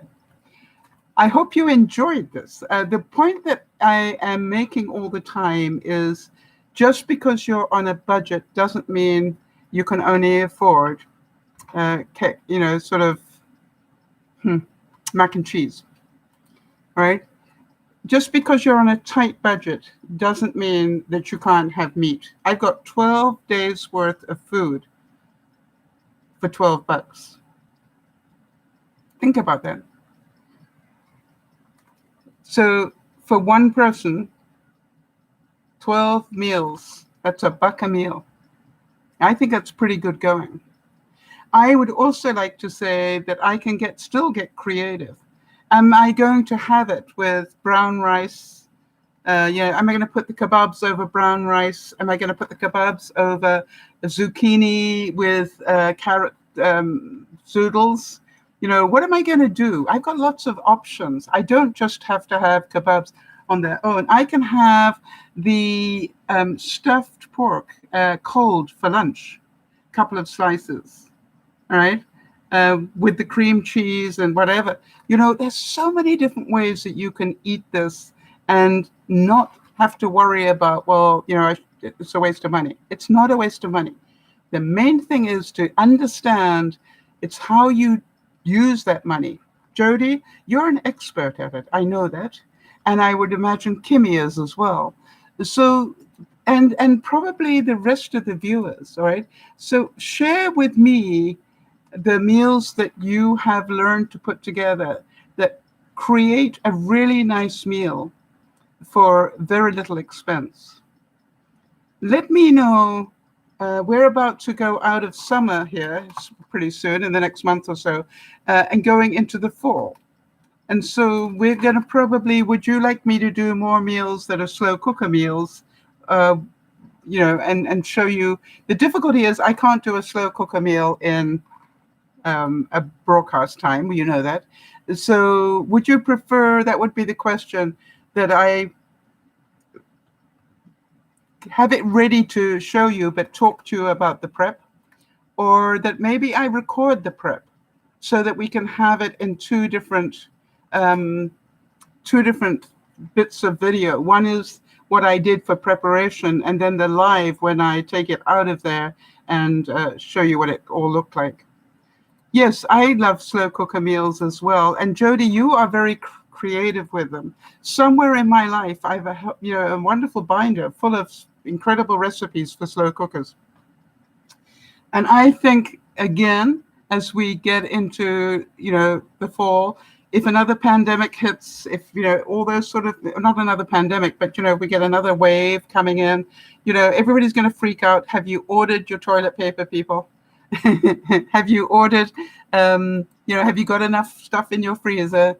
Have you, if stuff got difficult now, how long could you last? And keep looking at that. I started off by talking to you about the emergency light bulb. I think this is just so clever.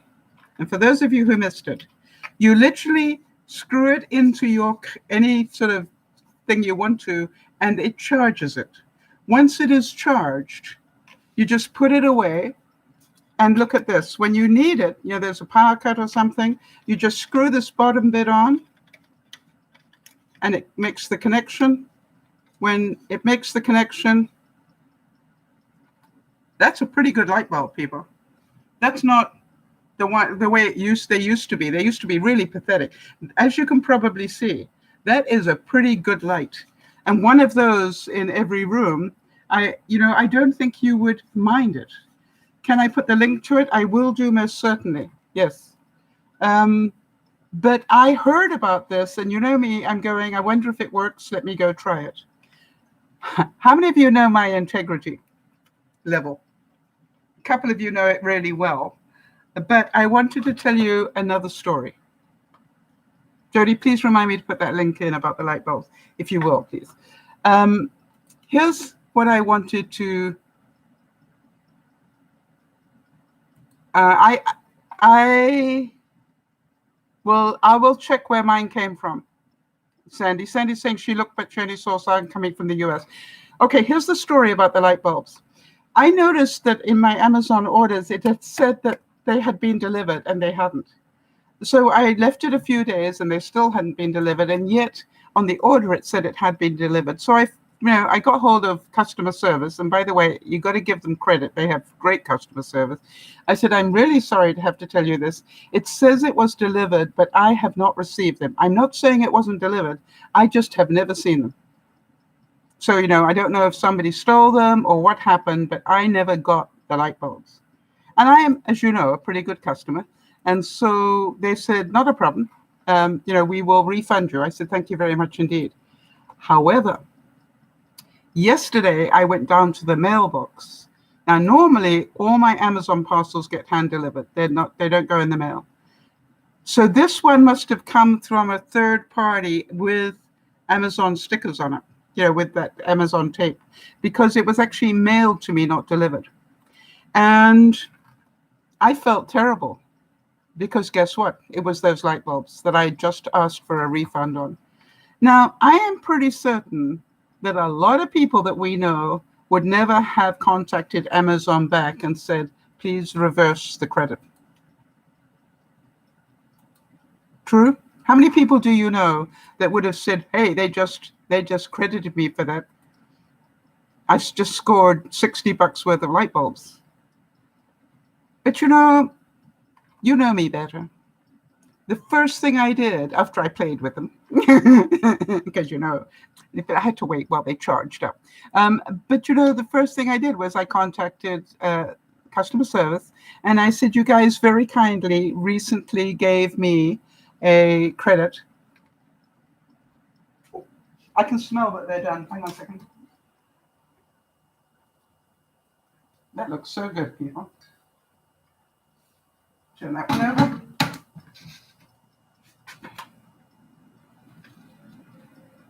That's hot. You expected it to be hot, right? Everybody except Sal would expect it to be hot.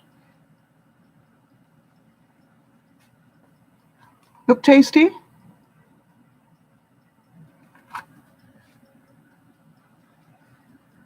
And so what I said to them was, please reverse the credit.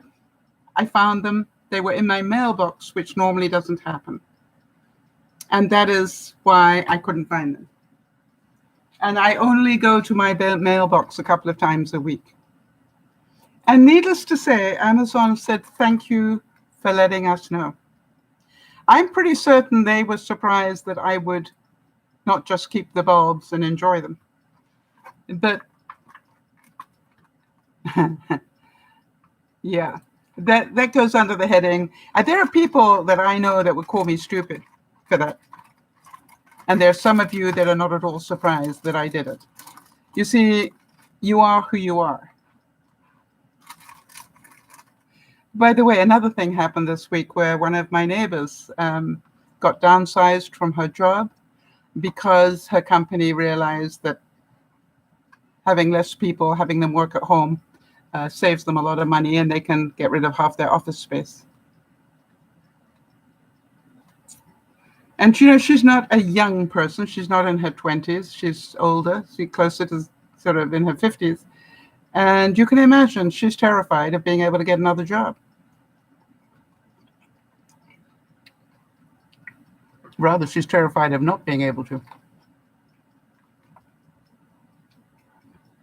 And also, she is somebody that had all the benefits of having a full-time job.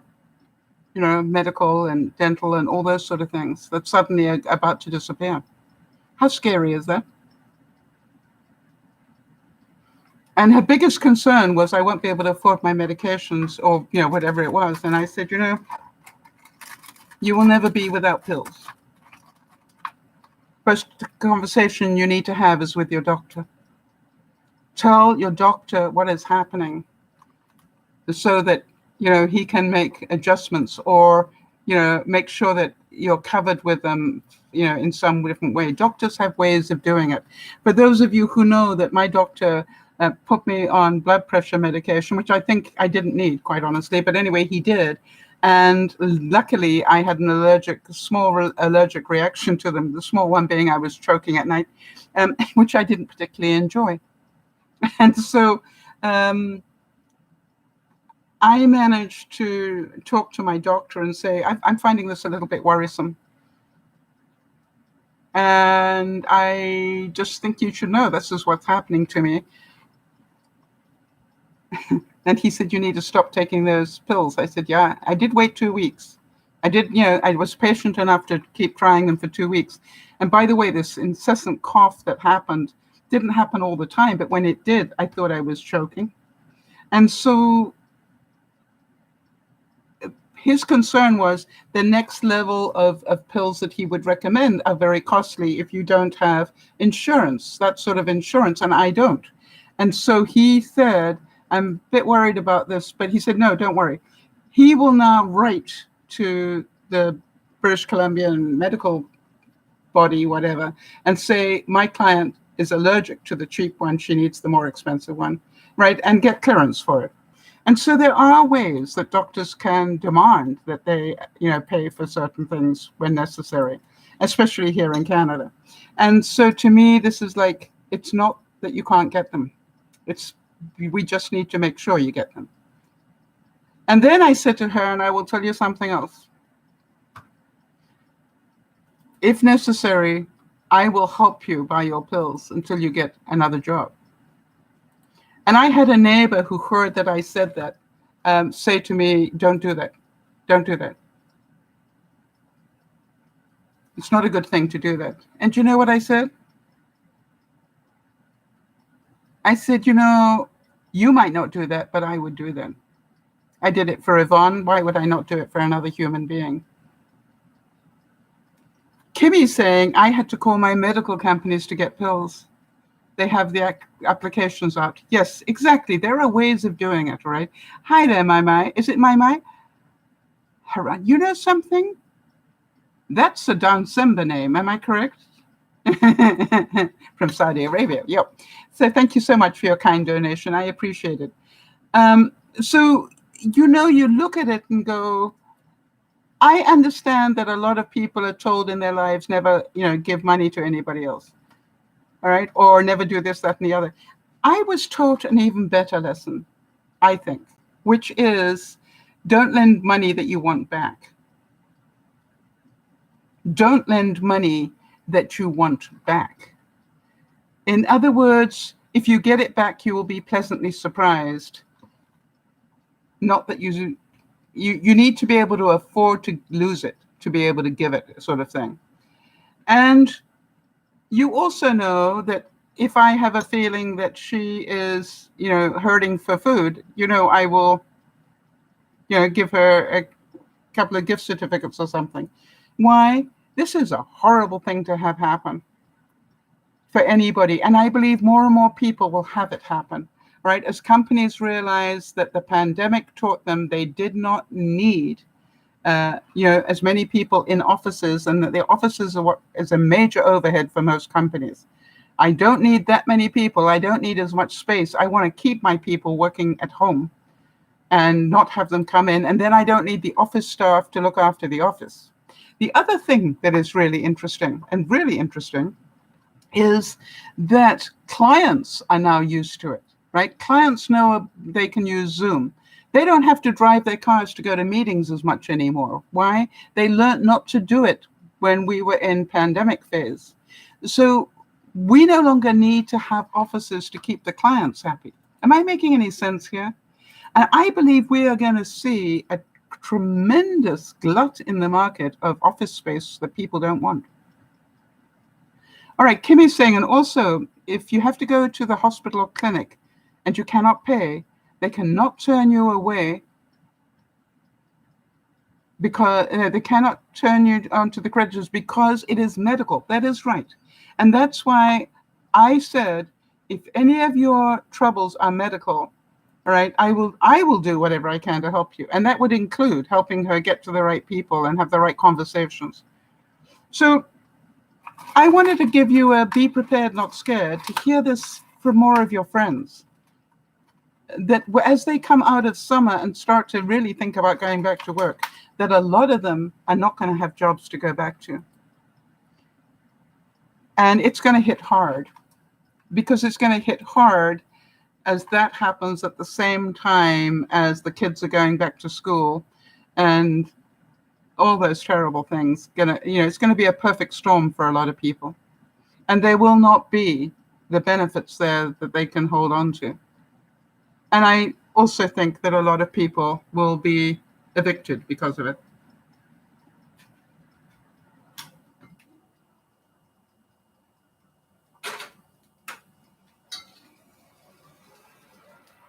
Yum. Oh. And I'm going to put a little bit of water in there, so I can, because that caramelized the mustard. So what I'm going to do is just put a bit of water in there,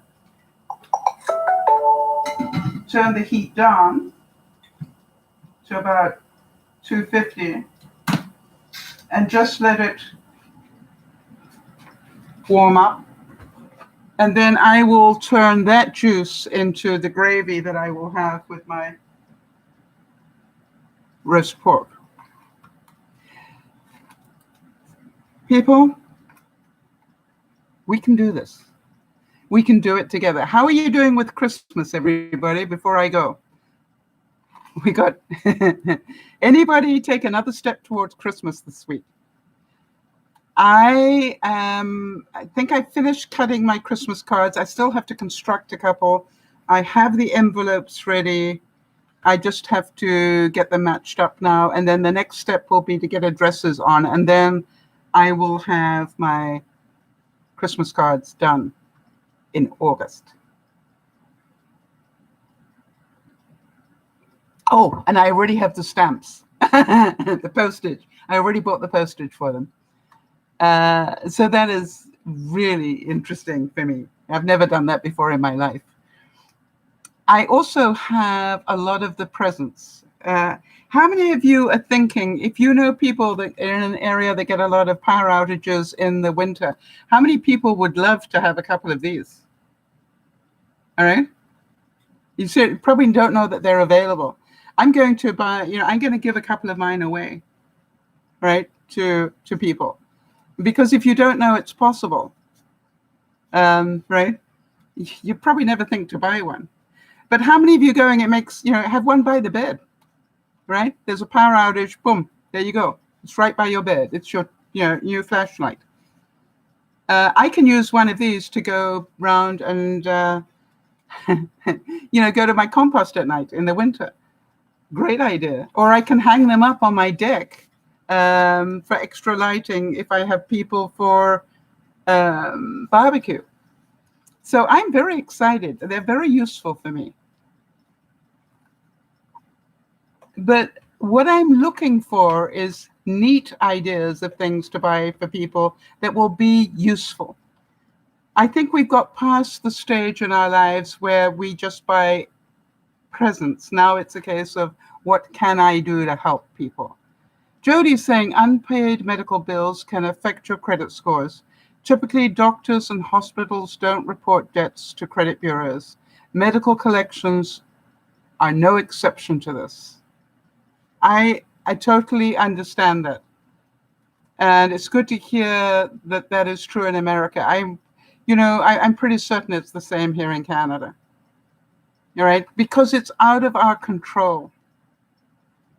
Not everybody has the ability to be on a plan. All right? It's up to the individual doctor or hospital. Yep. So I hope you've enjoyed this. I hope that you can see that, I'm going to eat really well in the next few months on pork, and that it's going to be fun.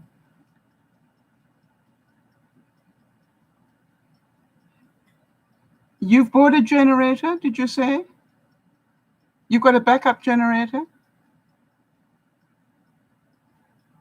All right, Jody's saying, enjoy that delicious meal. I'm going to have these vegetables and, well, actually, yeah, I think I'm going to have one of those stuffed, maybe half one of those stuffed ones because they really did look so good. And then I will freeze the other half.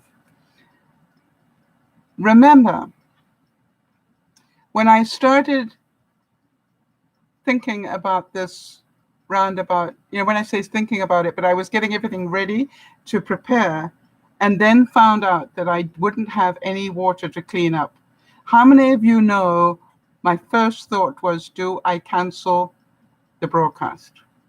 Because I will not have water to clean up, or not the sort of, I won't be able to throw everything in the dishwasher because I can't use my dishwasher yet. There's too much chlorine in the system. And so I look at it and go, I had every reason, lots of excuses that you all would have understood. But the point was, where's my motivation? Do I want to do this broadcast? Because if I want to do it, that's called motivation. If I want to do it, I will make a plan. Right?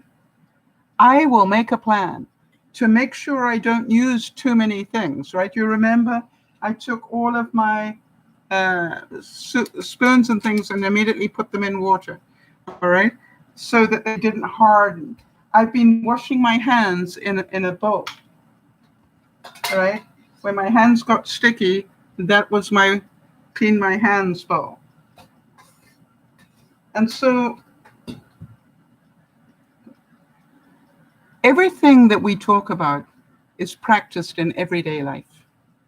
Whether it's coping with your feelings or coping with your life or coping with stress, every day you get given these examples. And I'm hoping that you are noticing that you don't need to give as many excuses, that you can say to yourself, oh, I could, but I choose not to. I choose to make a plan. If they paid me $1 million to do the broadcast, could I? And the answer was yes, I could. It isn't that I'm, sick in such a way that I can't stand for 2 hours. No, it's not that, it's the only problem I had was it might not all get cleaned up until late tomorrow. That was the only thing. Yes, and Jody's saying it's all about being flexible and being able to bend without breaking. And, it was so funny because so many of the neighbors, when all this hit, when I went out to go and make sure everybody's got water, one of my neighbors who I only met today, quite honestly, said, that is so neighborly of you. And I said, isn't that what we're neighbors for? Isn't it why we live in this community, is that we want neighbors that would think like that? And he said, absolutely. And then looked at the person that, the house of the person that, I have an issue with. And he said, what a pity more people don't think like you. And it was just like, we can create this. Yeah, we can create a community. And the other thing is that I believe that we are creating enough people that know that we need a committee of owners here, to form a committee as well, so that we can deal with things ourselves in a lot of ways. So it is a really good thing. Kimmy, you're saying that you don't know what kind of generator to invest in. I would recommend that you have an expert talk to you about that. And I say that because, I'm certain that you can find cheap ones, but is a cheap one going to work for you? I would my experience has been get 3 different companies to quote you. And the question I always ask, Kimmy, is if I didn't buy yours, could you tell me the next 2 best ones, right? If I didn't get this one and I couldn't buy from you, what are the next best 2? I do the same thing in the days when I had a dog, right? When I moved into a new area and I wanted to find a kennel to house my dog when I was on tour, I phoned every one of what I believed to be the top kennels. And I said, got all the information from them and then asked them, by the way, if for any reason you could not house your dog at your kennel because of some catastrophe, where would you take your dog? And the interesting thing was when I asked that question of 3 different kennels, I got the same answer from all of them. In other words, their second and third choices told me which was the best kennel. Why? Because every other kennel mentioned it. Does that make sense? So, Kimmy, do your research, but also get the experts involved. All right. And I would go somewhere where they've got, I don't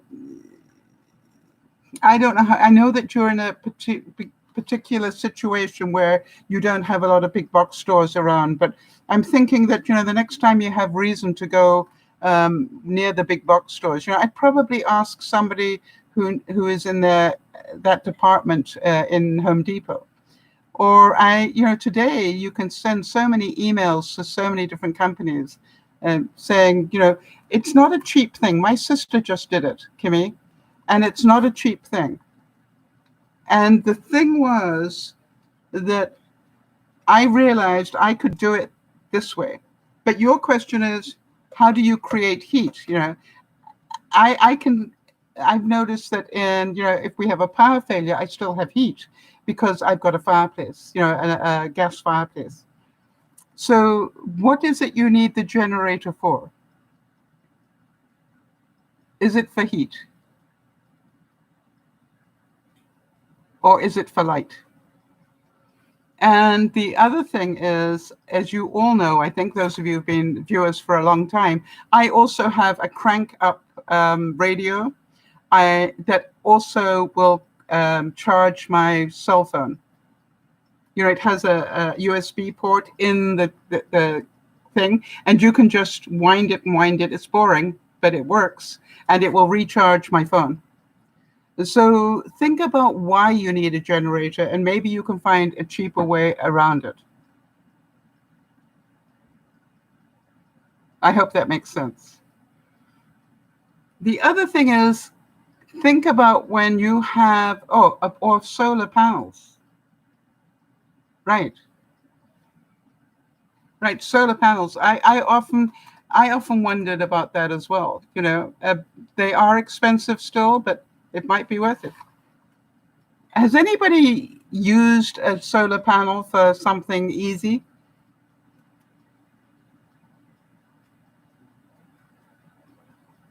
So people are saying you want it for heat, okay? So how do you get your heat at the moment? Through electricity?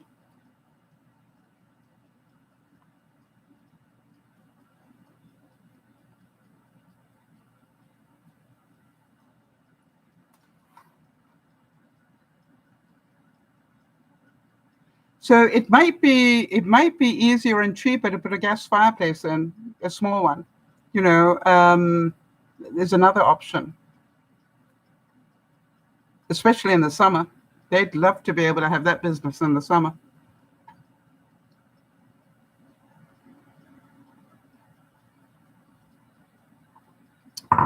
Yes, Jody reminds me, I will gladly put up that link to the wind up. It does also, I keep it in my car, Kimmy. I keep it in my car in case I ever have an accident in my car and roll down a bank or something, because I know that I could, first of all, it has a flashlight on it, so I can do Morse code to say that I am in trouble, and hopefully somebody will see it. But I can keep, presuming I can still use my hands or my teeth, I can, charge that up and still have my phone work. And that to me was, and by the way, I don't just have it anywhere in my car. I have it solidly squished down between the driver's seat and the console. All right. So if the car rolled, it would stay exactly where it is. And to me, it's a safety thing. There you go. All right, so I'm ready to eat, and I hope you had a fun evening. This is Dear Mama Sal saying, remember, even though I thought everything was going to be fine this evening, it ended up not being fine. But as long as Jody said, I stayed flexible and willing not to be perfect, I could still do the broadcast, and hopefully some of you will now understand that buying pork tenderloin when it goes on sale isn't a bad idea. Make the time to save money. This is Dear Mama Sal saying thank you so much for being here, and we'll see you on Sunday. Bye-bye for now. Thanks, Jody.